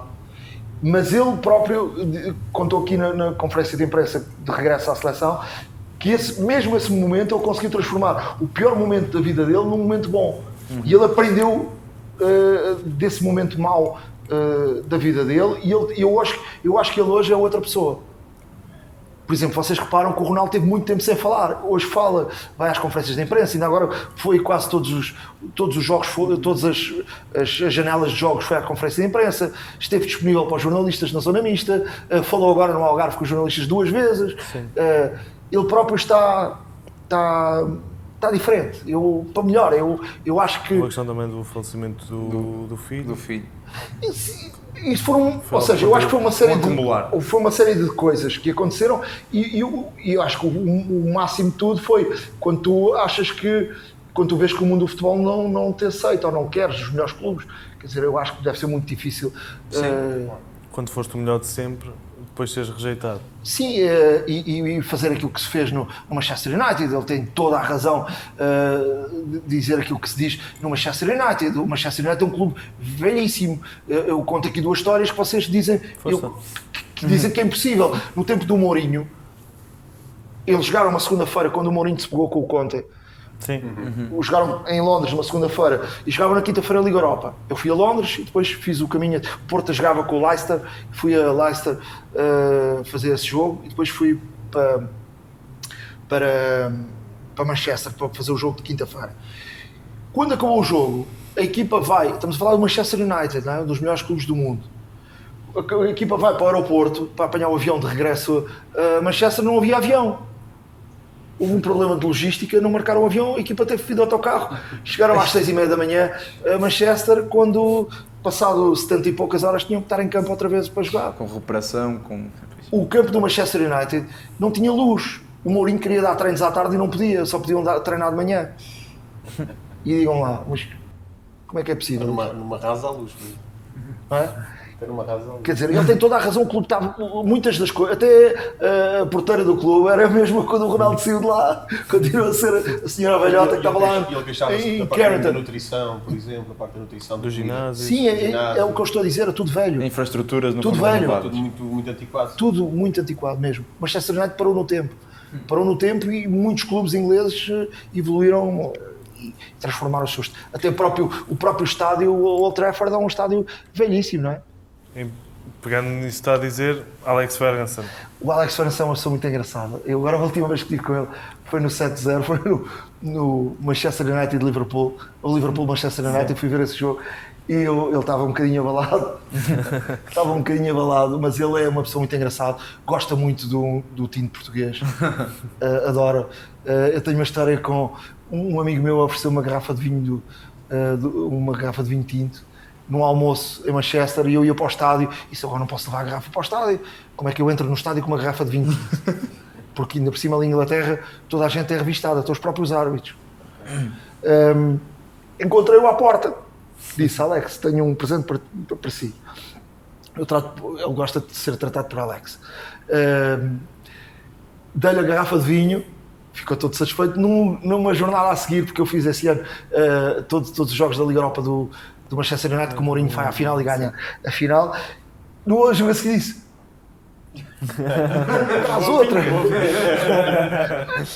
Traz outra. Era um vinho bom, por acaso era um vinho. Este é uma figura. É uma figura. Zlatan. No tempo quando ele estava nesse ano, no Manchester United, ele estava lá. Eu já o conhecia antes, porque ele quando esteve no Inter com o Mourinho, ele percebeu que eu tinha boa relação com o Mourinho e deu-me até uma entrevista muito boa na Suécia, quando Portugal jogou com a Suécia. E esta é uma figura. Entrava em campo e dizia assim ao fundo: foda-se! É bom português. Perfeito! Perfeito! Levámos uns pastéis de nata, deu cabo dos pastéis de nata todos. Mas o foda-se é o termo mais utilizado pelos jogadores estrangeiros que têm treinadores portugueses. Não tenho colegas portugueses. O John Terry também, eu fiz uma entrevista quando foi para o documentário do Mourinho, quando acaba a entrevista diz foda-se, mas com a bela portuguesa. O Mourinho contava que nos primeiros tempos do Chelsea ele colocou um professor a ensinar o Valdemar Brito e o Silvino o inglês. Passado uns tempos o professor já dizia foda-se e falava português e eles não falavam nada inglês. Eles é mesmo. E o Florentino? O Florentino, olha, sempre tive muito boa relação com o Florentino. Isto deveu-se muito, obviamente, ao Jorge Mendes e também ao facto do Mourinho e o Ronaldo estarem lá. Mas sempre me recebeu muito bem, sempre foi uma pessoa simpática e falou. Eu fiz várias entrevistas no escritório dele. E a própria secretária dizia: você deve ter aí uma cunha qualquer, porque não há muitos jornalistas a virem aqui. Pronto, foi um bocadinho pela mão dos meus amigos. E sempre o recebeu bem? Sempre o recebeu muito bem. Ele tinha uma relação muito grande e uma admiração pelo Eusébio, muito grande. Certo. Muito grande mesmo. Porque o Eusébio, o Real Madrid e a história do Benfica com o Eusébio cruzam-se muito. E havia... nesta geração, esta gente que não é minha, não é? E a relação com o Di Stefano também? Sim, havia ali uma coisa com o Eusébio fantástica. Fantástico. Já tenho saudades do Eusébio, que era. Seu amigo. O Jorge Mendes é uma figura. Hoje é impossível falar com ele, que ele tem 3 telefones ao mesmo tempo e fala, mas o Jorge, eu conheço o Jorge há mais de 30 anos. E o Jorge é a pessoa que conta a história do burro. Não sabemos a história do burro. Não conhece a história do burro? Não. Que é a história de um tipo que tinha um burro. E eu vou contar a história do burro para vocês perceberem que é assim que ele fala dos seus jogadores. Que é a história do burro, que é um tipo que tinha um burro e que dizia: o meu burro é o melhor burro do mundo. O burro arruma a casa, limpa, lava a louça, leva as crianças ao colégio. O burro é fantástico. E houve um tipo que disse: não queres vender o burro? Não, este burro não. Vá, vende lá o burro, não é? O gajo tanto chateou que ele vendeu o burro. Passado uns tempos, encontrou o tipo que lhe vendeu o burro e disse: o burro não arruma a casa, o burro não leva as crianças à escola, o burro não lava a louça, o burro não faz nada. E ele disse assim: diz mal do burro, diz não o vendes a ninguém. Isso diz muito Jorge Mendes. Sim, isso é ótimo, isso é uma grande história. É muito boa. Esta figura foi... Eu raramente me intimido com um jogador. Maradona. Sim, Maradona. Eu raramente me intimido com o jogador, foi quem intimidado com Maradona. Eu nunca tinha visto o Maradona. Tinha visto no jogo o Sporting Nápoles, mas assim perto nunca tinha visto. E eu estava em casa de Jorge Mendes e ele não diz nada, estávamos a almoçar e de repente tocam à porta, vão abrir a porta, abre a porta e veio o Maradona. Entrou assim para a frente, faca e garfo, e ficámos assim a olhar o Maradona. E o Maradona diz-me, o Jorge Mendes diz-me, sabendo como eu sou, eu estava a fazer um documentário, creio, do Mourinho, e o Jorge Mendes diz: se tu pensas alguma coisa ao Maradona, não mate, não fales com o gajo, não digas nada. E disse: pronto, mas Jorge, não digo nada. Entretanto, o almoço acabou, fui para a sala com o Maradona, fiz ali um bocado de conversa com ele, estivemos ali a falar, e o Maradona perguntou o que é que eu estava ali a fazer. E o repórter de imagem que estava comigo tinha ido com o Rodrigues Carvalho no início da SIC, antes da SIC abrir, tinham ido a Sevilha e uma das primeiras entrevistadas da SIC, o internacional do futebol, foi o Maradona. Foi em Sevilha. E o meu colega estava a contar que tinha sido ele e o Maradona lembrava-se disso. Os gajos estiveram horas à espera, o Maradona levou-os para uma festa, tiveram que ir para a discoteca, para uma festa, o Rodrigues Carvalho e o meu colega, de Paulo Sepa. E o Maradona lembrava-se disso. E depois o Maradona: mas o que estás a fazer o quê? Estou a fazer um documentário do Mourinho. E ele disse: então, mas eu vou entrar nesse documentário. E eu disse: mas vais entrar como? Vou entrar, vai lá buscar a câmara. E eu disse: bem, se o Maradona vai entrar, vai entrar. Quando o Jorge Mendes entra na sala, está o repórter de baixo a filmar. E diz: e essa puta, vai. Eu matava-te. E depois tive-te a explicar, isso não fui eu que pedi, foi ele que quis. E Carlos Queiroz? Eu acho que o Carlos Queiroz é um incompreendido muitas vezes no futebol português, mas é uma pessoa que tem uma trajetória brutal. Em termos do futebol mundial, ainda agora estivemos no Qatar juntos, ele é uma pessoa completamente respeitada no mundo do futebol, mas respeitada a sério. Não é? Vejam quantos campeonatos do mundo ele tem, por diferentes seleções. Sim, E podia ter mais um, porque ele apurou a África do Sul, mas depois não fez o campeonato do mundo. Julgo que foi em 94 ou 90, não tenho ideia, ou 98. É possível, não me recordo. Já não me lembro exatamente o Mundial que foi. Ele apurou a 94, não pode ser, porque 94 ele era selecionador, foi selecionador de Portugal, foi naquela da porcaria. Exato. Portanto, foi mais tarde, mas ele foi selecionador da África do Sul, apurou a África do Sul para o Mundial, mas depois não fez a fase final, porque tinha que ser, eles decidiram que tinha que ser o treinador. E uma questão um bocadinho também da racial, e houve ali uma conjugação de situações numa altura difícil da África do Sul. O que é que terá motivado a imagem de Carlos Queiroz em Portugal não ser essa, com todo o respeito por Carlos Queiroz, mas aqui em Portugal, como diz, ele é respeitado em todo o mundo e aqui em Portugal é muito criticado, ou facilmente criticado. Eu acho que o Campeonato do Mundo da África do Sul correu mal. Ele já sai em 94, depois com uma guerra grande com a Federação, dizendo que era porcaria, ia ser varrida a porcaria da Federação. Isso foi logo em eu acho que ele tinha razão. Agora, o Carlos Queiroz é o grande mentor do futebol português, não é? Sim, é fundamental. É fundamental nas gerações de ganhar. Nós somos bicampeões mundiais. Em Lisboa. Toda a formação é fundamental. Na implementação dos cursos de desporto, acho eu, de treinador, acho que tem muita influência. Eu acho que o futebol português ainda deve uma homenagem ao Carlos Queiroz, porque ele, de facto, é uma grande figura do futebol mundial e eu acho que Portugal... eu acho que ele nunca se entendeu, nunca teve uma relação boa com o povo em geral e nunca foi uma pessoa querida. Foi mal amado. Foi um bocadinho mal amado, sim. E para acabar, sabemos que é um grande amigo seu. É como se fosse um irmão. O irmão dele foi como se fosse um irmão para mim. Fomos irmão. Foi o que ele começou. Começámos os dois juntos. Primeiro com o irmão dele, com o Luís. Sim, começámos com o Luís, eu e o Luís. O Luís é padrinho do meu filho, eu sou padrinho do filho dele. E o Nuno, depois acabamos por nos cruzar. Já vínhamos com uma amizade de vida, não é? Porque eu dormia muitas vezes na cama dele e ele dormia no sofá. E depois cruzámos e o Nuno é um excelente profissional.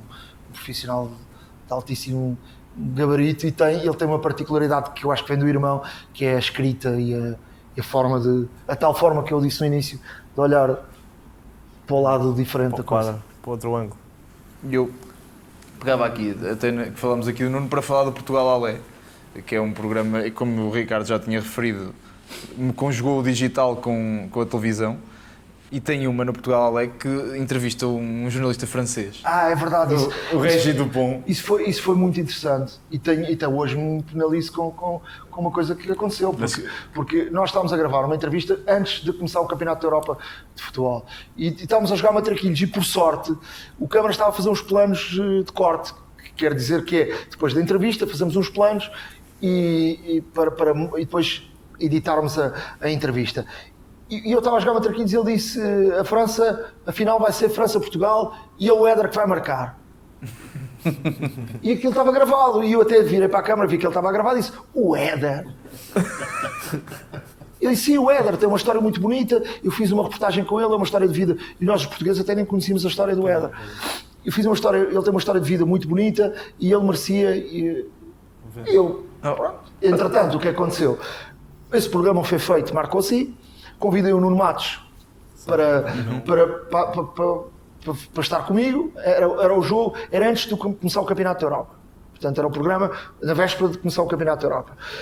E eu disse ao Nuno Santos, ao Nuno Matos, imagina, o Régis Dupont diz que vai ao Portugal-França e é o Éder que vai marcar. Agora imagina, tu estás no estado da França, Portugal-França, e como é que relatavas esse gol? Pá, e ele começou-se a rir, disse, pá, pede-me um gol do Ronaldo, do Quaresma, do Nani, agora do Éder, é difícil. Eu percebo o Éder que só tinha marcado pela seleção, tinha feito bem uns 18 jogos, e marcar um gol. Contra a Itália, sim. Sim. Para marcar um gol foi na Suíça esse jogo, eu até fui dar esse jogo.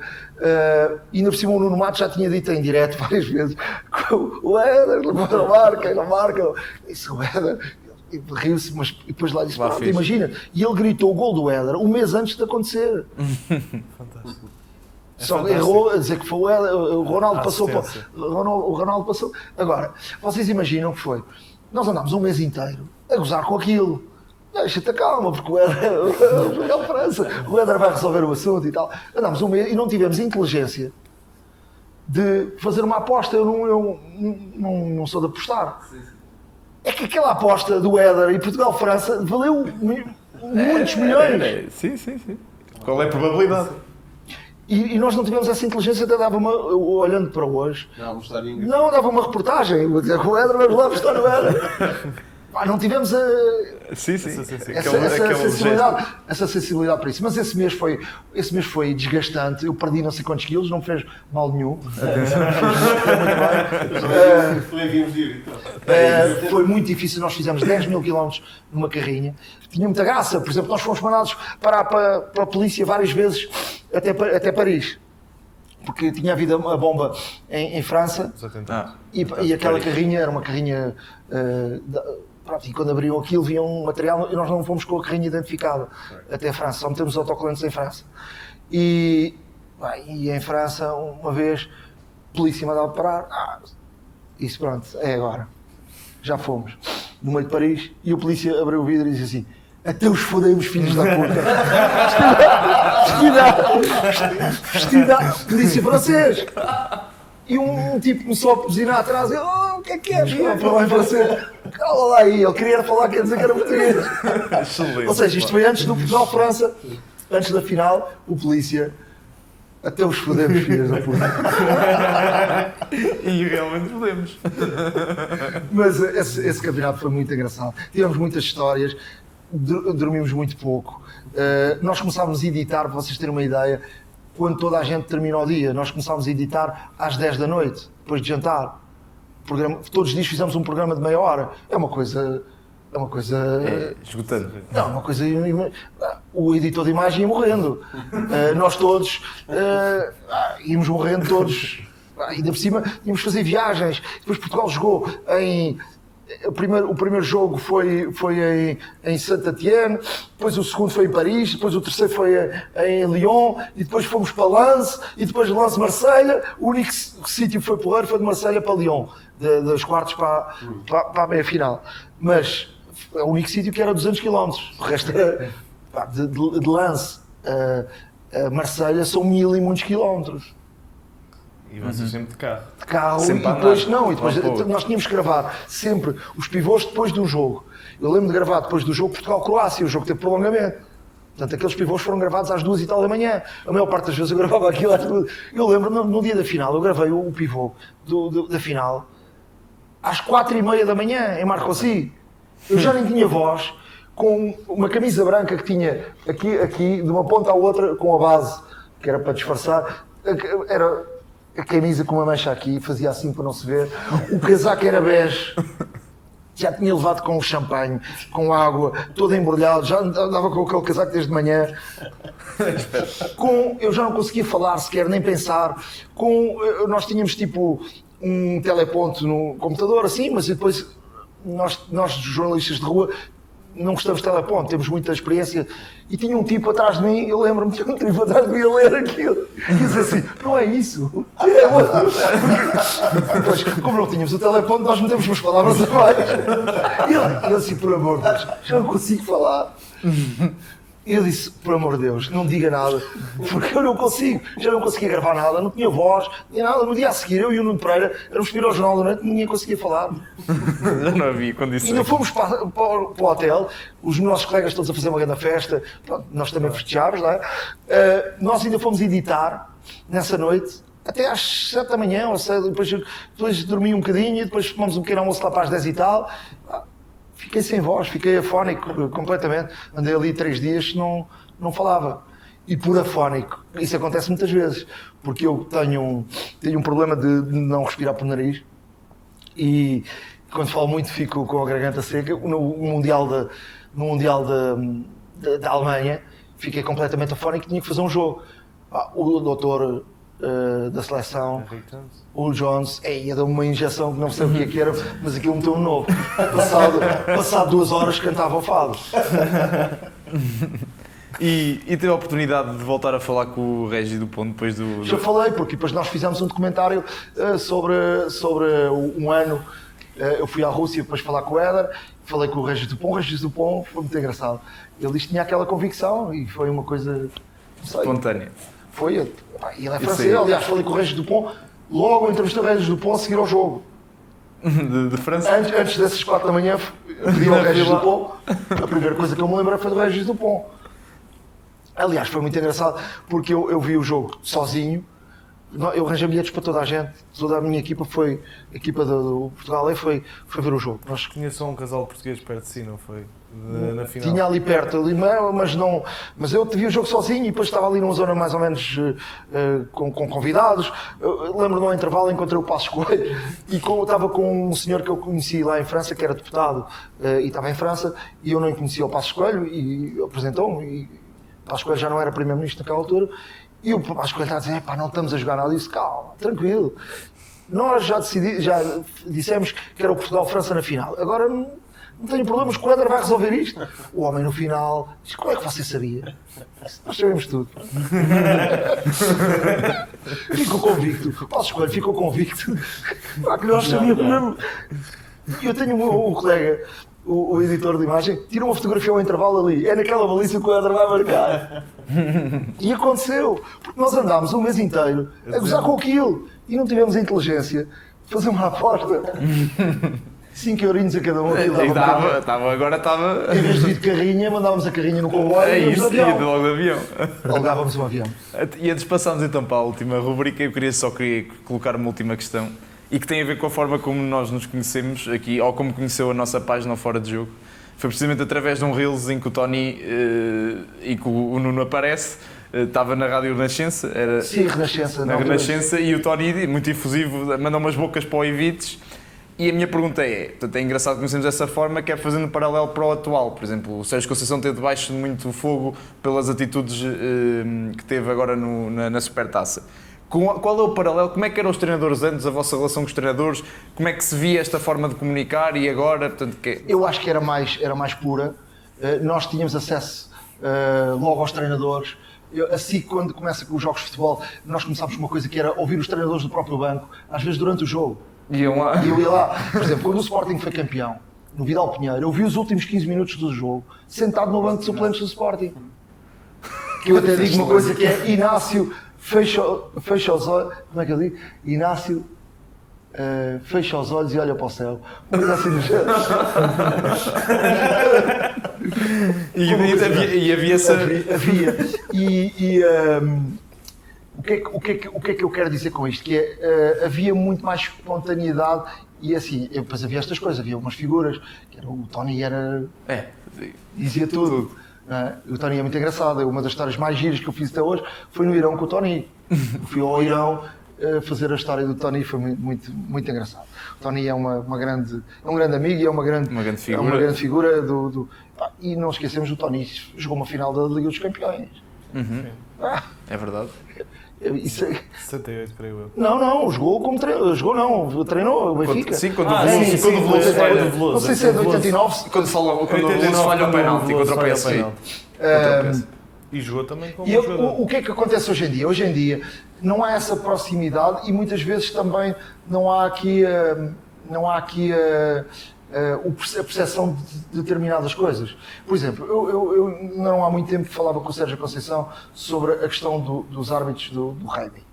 O meu filho joga rugby e eu gosto muito de rugby e por isso eu conheço bem o rugby e o paralelismo disso. O Sérgio Conceição, com razão, porque eu conheço o Sérgio Conceição, que é...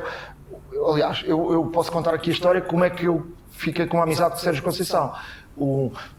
com essa questão de podermos chegar perto, Estádio da Luz, o Paulinho Santos já se tinha embrulhado com o João Pinto, aquilo havia uma guerra Benfica-Porto, o Sunas, treinador do Benfica, o Sunas pega-se com o Paulinho Santos, aquilo os jogadores embrulharam-se todos e eu também estou lá no meio, com o microfone.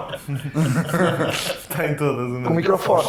E o Sérgio Conceição, macaco, vem à volta e dá-me uma palmada assim no microfone. Ah!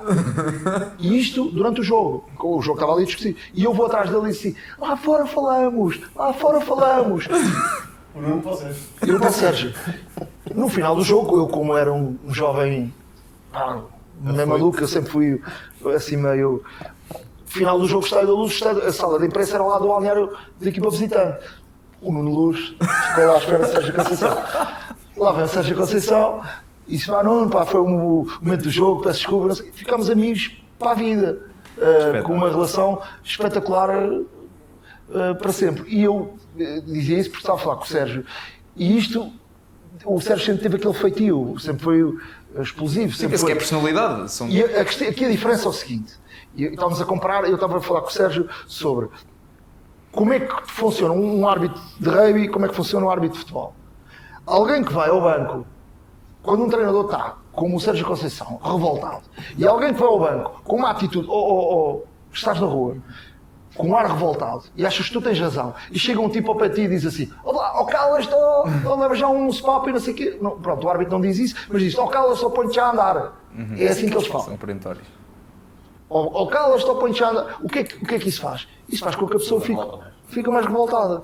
Se um árbitro chega ao pé de um treinador, de um jogador, e diz: essa não é a imagem boa que estás a dar. Tu és o treinador do Porto, tu até podes ter um bocado de razão, mas pronto, vamos aqui acalmar as coisas.